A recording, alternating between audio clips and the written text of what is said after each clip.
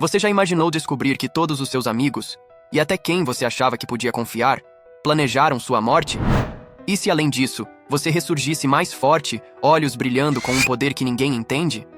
Hoje você vai entrar num jogo onde traição e magia andam de mãos dadas, e descobrirá o segredo por trás de uma adaga lendária e uma empregada que é, na verdade, uma espiã mortal. Fique até o final, porque o que vem a seguir vai virar seu mundo de cabeça para baixo! Nesse instante, Calix percebeu que não era apenas Layla com quem teria de lidar, mas também um homem capaz de comandar todos os cavaleiros do condado. E, curiosamente, ele estava ali, bem ao lado de Calix.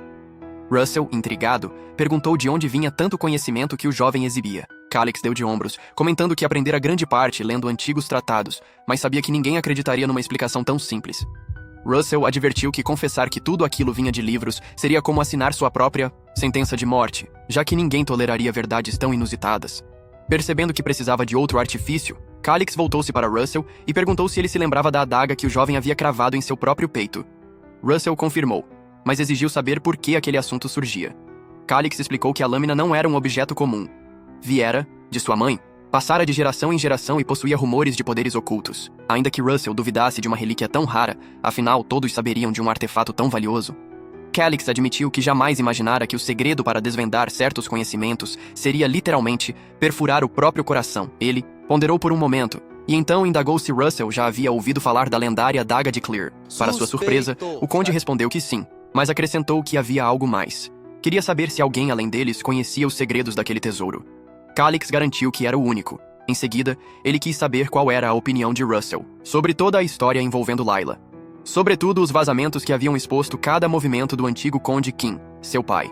Calix argumentou que um cavaleiro prestes a evoluir de classe não deveria ter sucumbido a um simples ataque de monstro. Aquilo soava ridículo e indicava trama interna.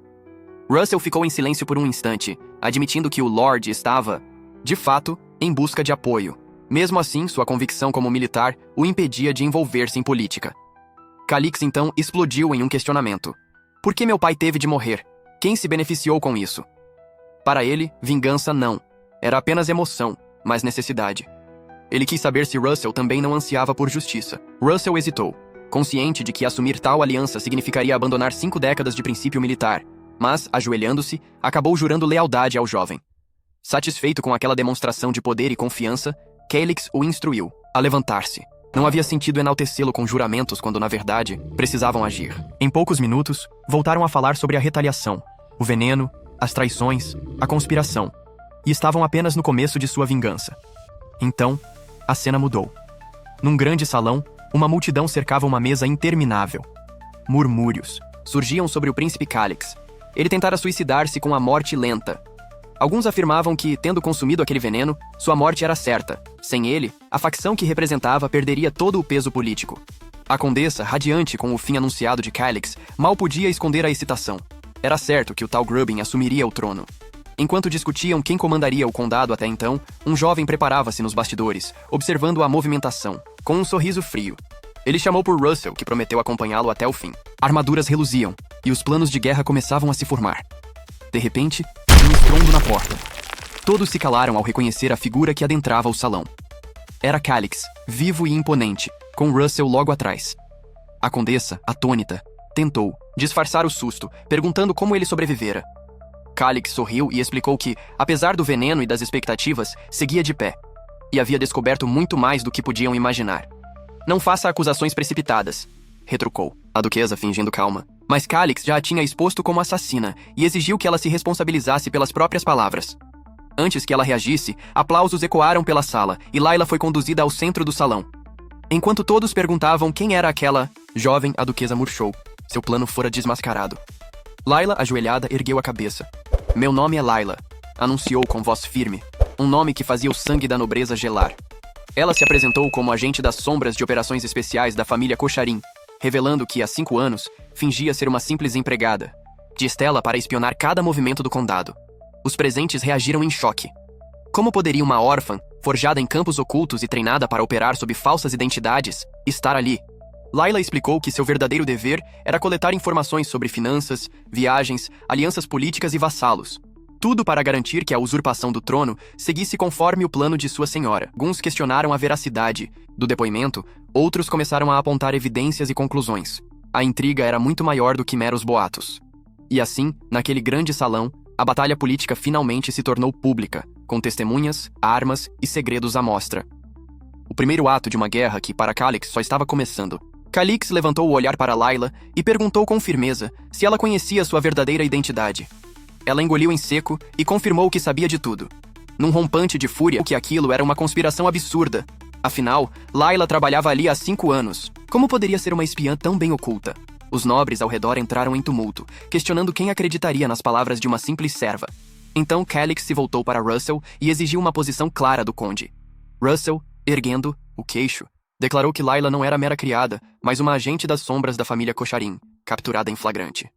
Ela foi coagida a confessar sua missão. Só após ouvir seu depoimento, poderiam julgá-la adequadamente. Enquanto alguns tentavam minimizar o caso, a condessa Stella, visivelmente irritada, bateu o martelo. Silêncio, e se dirigiu a Layla com voz cortante.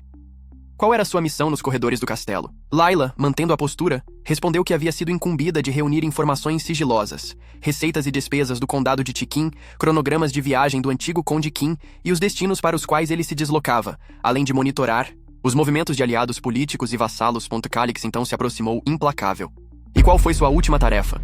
Layla, num sussurro trêmulo, admitiu que recebera a ordem de envenená-lo com a poção da morte lenta e, em seguida, deixar uma carta forjada que simulava suicídio.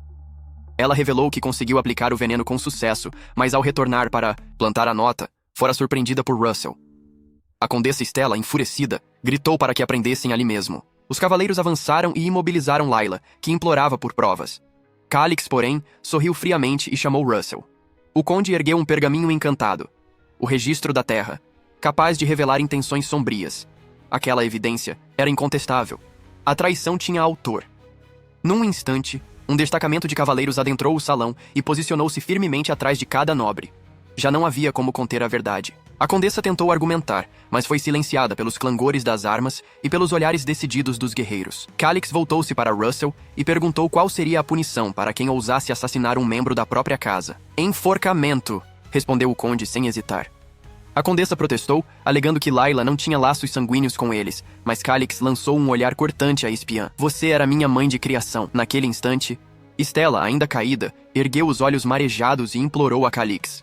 Eu sei que não somos parentados por sangue, mas eu te criei como meu filho. Acredita em mim. Calix lançou um olhar breve a Layla, depois voltou-se e sorriu friamente antes de perguntar. É verdade isso tudo? Layla soluçou, lutando para falar, e enfim confessou. Quando recebi as ordens da condessa, o príncipe Gambini também estava presente e ouviu cada palavra. O sorriso de Calix alargou-se num tom sinistro. Layla, desesperada, caiu em prantos, gritando que tudo não passava de uma mentira cruel. Sem qualquer remorso, Calix ergueu a voz. Mentira ou não, eu não me importo. Vocês planejavam me assassinar, são os verdadeiros covardes. Ele ergueu as mãos num gesto dramático. Agora chega de conversa, hora de caçar a raposa. De repente, um som de batida ecoou na grande mesa. Calix se virou e, para espanto geral, viu o rei do McDonald's acenando para ele. A condessa Stella gritou o nome de Grubbin, e Calix virou-se de novo para o meio-irmão, que, impassível, pousou a mão no joelho e curvou-se respeitosamente, mesmo enquanto desviava o olhar para o chão, como quem observa formigas. Os nobres, estupefatos, ordenaram que Grubbin se levantasse. O que pensa que está fazendo? Mas Grubbin permaneceu ajoelhado e com voz firme declarou. Aceito qualquer punição. Apenas peço que poupe a vida da minha mãe. Stella, confusa, implorou que ele subisse, mas os cortesãos cochicharam que aquilo ultrapassava todos os limites. Calix aproximou-se e falou baixinho, mas com clareza. Se realmente ama sua mãe, só há um caminho. Admita sua culpa. O olhar de Grubbin vacilou. Ele perguntou hesitante. O que isso significa? Calix explicou. Se você confessar seu envolvimento no envenenamento, ordenarei ao conde Russell que reduza a pena de morte dela. Mas saiba que essa barganha é um preço alto. Respirando fundo, Grubbin aceitou o pacto. Pegou um pergaminho, a condessa Stella continuava vociferando, ordenando que não fizesse mais nada supérfluo e que Calix parasse imediatamente de ameaçar o irmão mais velho. Contudo, outros nobres, sentados às mesas próximas, murmuravam que a verdadeira culpada por tudo aquilo era ela, pois havia tramado o assassinato de Calix. Enquanto isso, o meio-irmão mais novo permanecia estático, sem entender como as coisas haviam descambado tão rapidamente. Cansado daquele circo de acusações e confusões, Calix ergueu a voz para chamar Russell. Conde! Ordenou.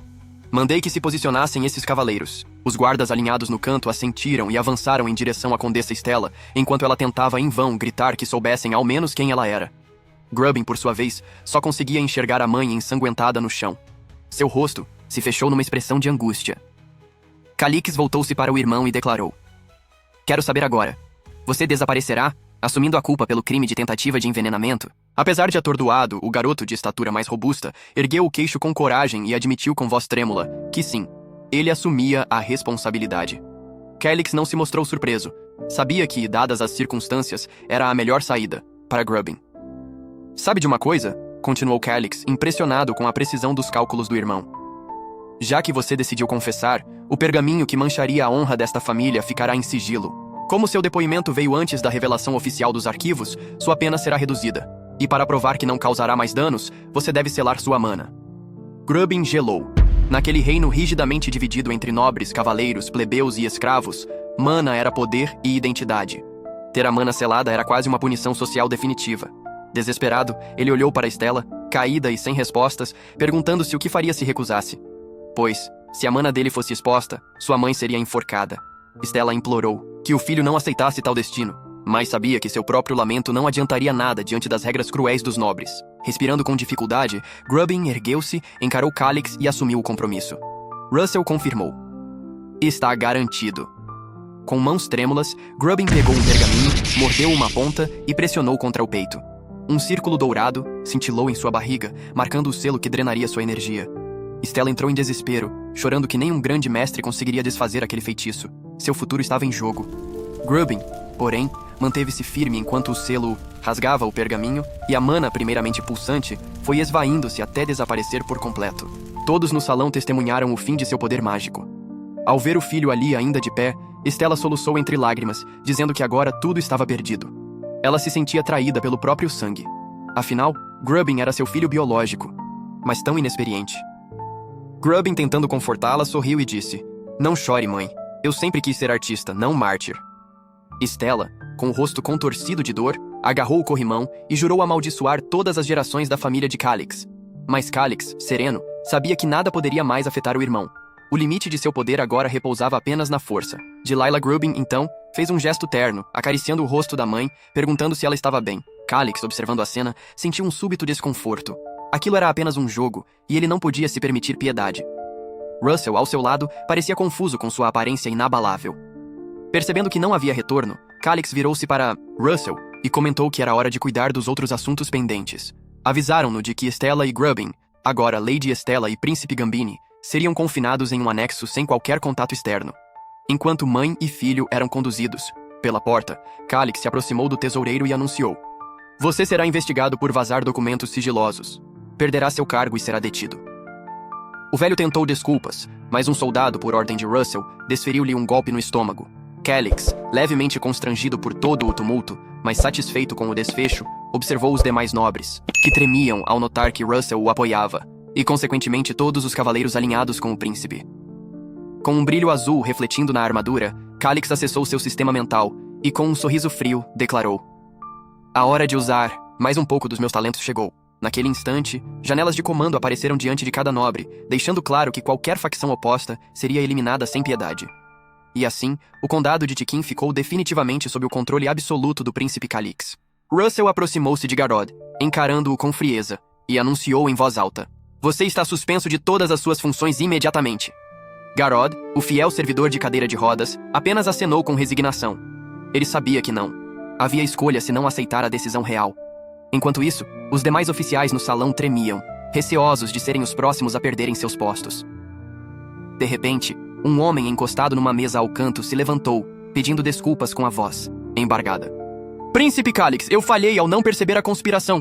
Peço que me demita." Calix reconheceu aquele rosto. Era Garrod, em quem Russell depositava confiança. Antes mesmo de o homem terminar o pedido, Russell ressaltou, firme: "Seu pedido de renúncia está negado.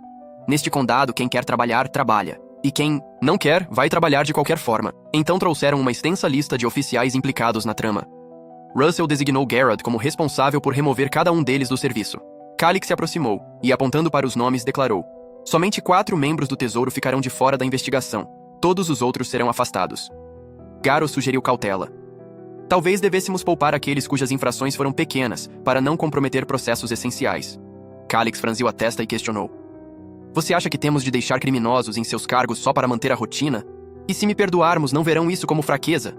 Garou tentou mais argumentos, alegando que muitos oficiais simplesmente se alinharam com o lado errado, mas Calix interrompeu. Já decidi. Ninguém mudará minha opinião. O semblante de Garou endureceu. Ele percebeu que, apesar da juventude de Calix, era inútil tentar persuadi-lo. Ao redor, os cortesãos notavam que Russell estava claramente ao lado do príncipe, e, portanto, todos os cavaleiros também o estavam, selando de fato o poder de Calix sobre o condado. O príncipe, então, sorriu com ar de triunfo e um brilho azulado envolvendo-o tornou a atmosfera ainda mais tensa. Calix disse baixinho, como se falasse consigo mesmo. Chegou a hora de colocar meus talentos em prática. Instantaneamente, janelas de comando começaram a surgir diante de cada nobre, expondo a todos que qualquer facção contrária seria implacavelmente eliminada. Não havia mais espaço para ambiguidade. Só sobreviveriam ao teste de lealdade aqueles que de fato ficassem ao lado do príncipe. Num movimento quase teatral, vários nobres correram até Calix para louvá-lo, chamando-o de gênio e comentando como ele era extraordinário. Ele os acalmou com um gesto de mão. Tenham calma. Temos todo o tempo do mundo. Russell, observando de canto, ainda assimilava como as coisas haviam chegado àquele ponto de absoluta submissão. Mas, tarde, já no fim do dia e após horas de intensas deliberações políticas, Calix voltou ao seu quarto no castelo. Exausto, jogou-se na cama. Relembrou os tempos em que sua vida era apenas mediana. Esquece de deixar seu like e se inscrever no canal. E, eu deixei um vídeo incrível aqui na tela, que com certeza vai te prender. Então, não perca tempo e clique para assistir. Vamos continuar essa conversa lá nos comentários, quero saber suas teorias e o que você achou dos personagens.